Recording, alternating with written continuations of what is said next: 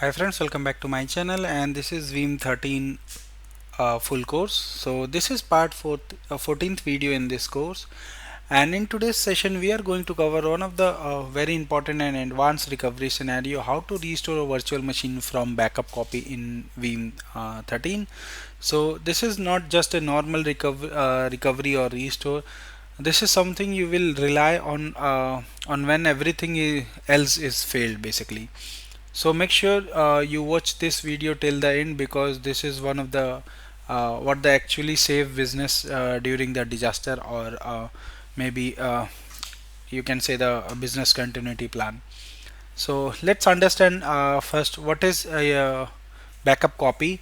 So before we jump into the lab, let's clearly understand what is backup copy actually is. So backup copy is simply a secondary copy of your backup data, so which is stored in completely different location or repository. So this location can be another on-premises storage, a remote data center, or even a cloud storage. So one very important thing to understand, backup copy is not your primary backup basically. It is additional safety layer. Think about of insurance of your insurance policy of your backups basically. So why backup copy is critical? Now let's talk about why this is so important.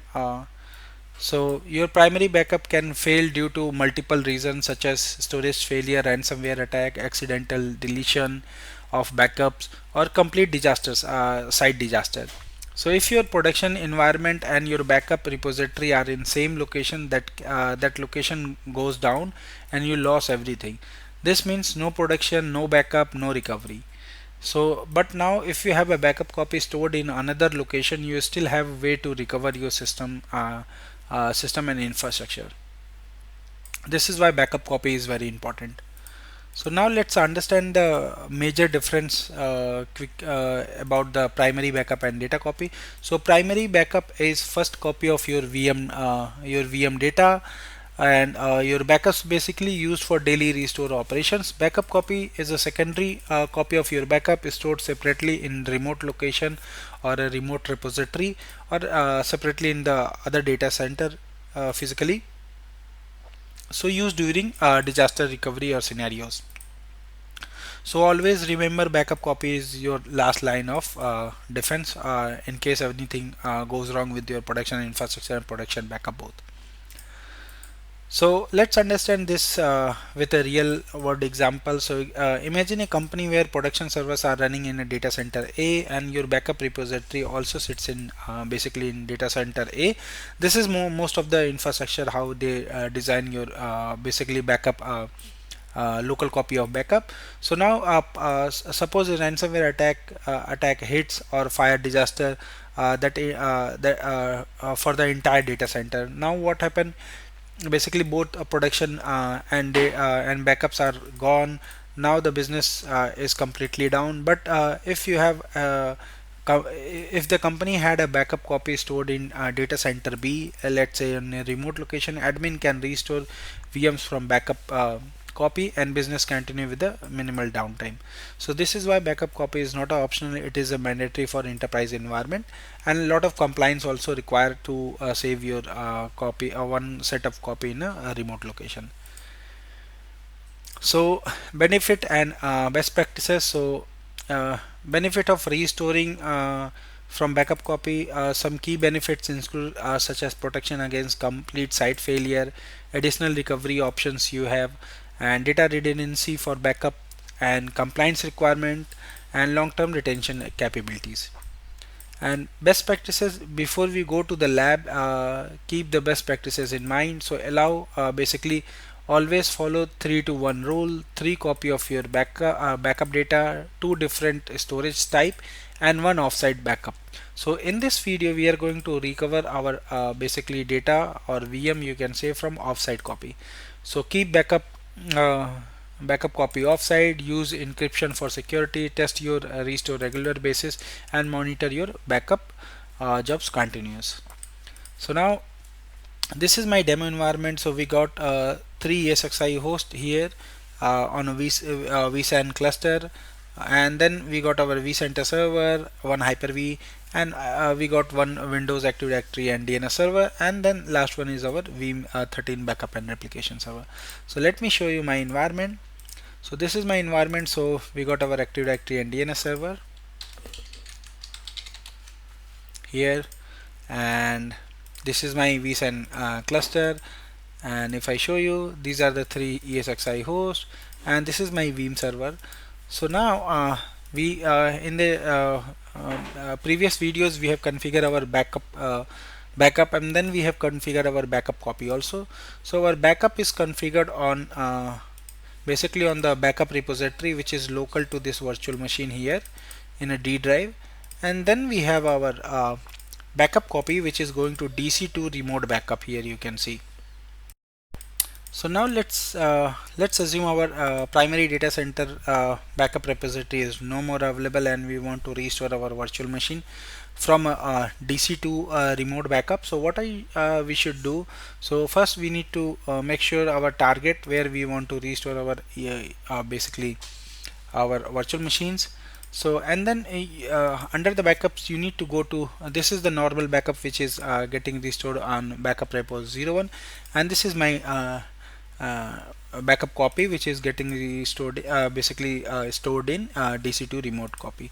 So now I'll go ahead and recover for this virtual machine, let's say Win2K25 VM01, and I'll go here and then I'll click on restore entire virtual machine. I'll select VMware vSphere, and then I'll go ahead and select my basically from my this location, which is DC2. I'll go ahead and select my latest restore point, click OK, and now click next.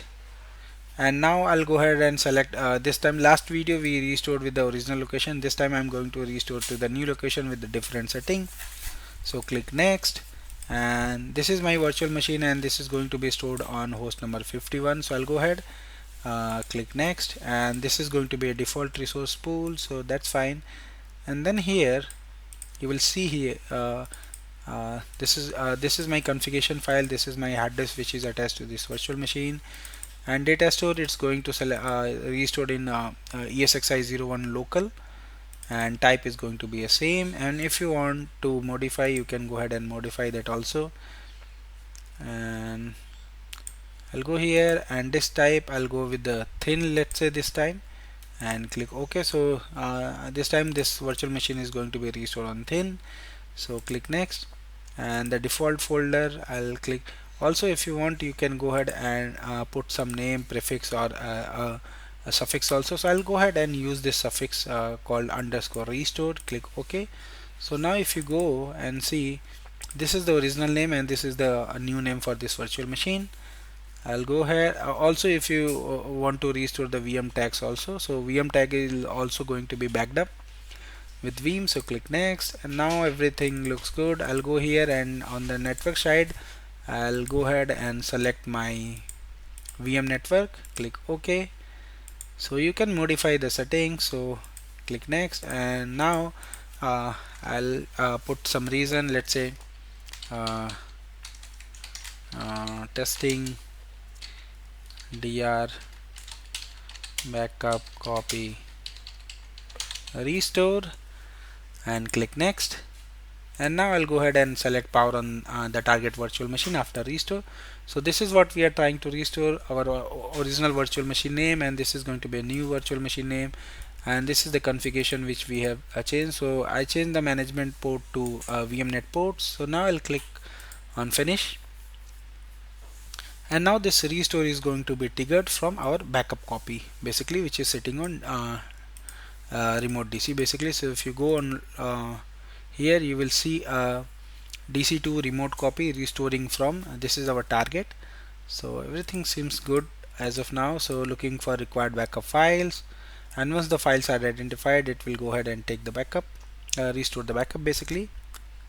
So files are stored in my this location. So if I go to backup infrastructure and basically go to backup repository, So you can see here, this is my SMB share where I have kept my remote copy. So you can see use this is approx 57 GB. So it will go ahead and restore backup from here. So I'll go in running, and now you can see the full VM restore is complete running and 0% completed. So now you can see the files are identified and restoring VMX file and VRAM file is already restored, and now it will go ahead and basically start the restore for the virtual machine disk. So it will take some time. So statics approx 270 KB is restored. So now you can see started the virtual machine disk restore, which is this one. And now if I go here, I should be able to see this is the virtual machine which is getting restored on this data store which we have selected.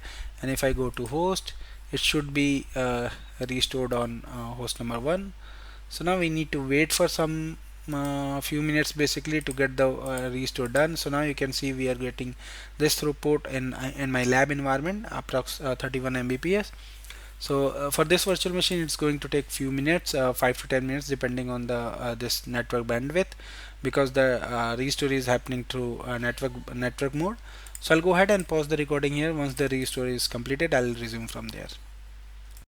So now you can see the restore is completed successfully. I'll go ahead and close this, and now we should be able to get that virtual machine up and running. So now you can see this virtual machine is restored and even powered on. So I'll go here and let me see if I'm able to log in. So you can see the host name and IP address and all the information. I'll go ahead and try to log into this virtual machine now. So I'm able to log in. So this is what I wanted to show you in this demo. So important tip during the restore, so always verify restore point before restoring. Use isolated network for testing. Do not override production unless it is very important, and monitor performance during the restore. So in today's session we have covered what is backup copy, why backup copy is critical for disaster recovery, real life importance for offsite backup, and a step-by-step process for restoring virtual machines from the backup copy. So this is one of the most important feature in Veeam that ensure the business continuity even a worst case scenario where the data center primary backup and everything is lost. So thank you for watching. Please subscribe me for more videos, and if you have any query, any question related to this, you can always post me my given mail IDs. Thank you once again. Bye bye.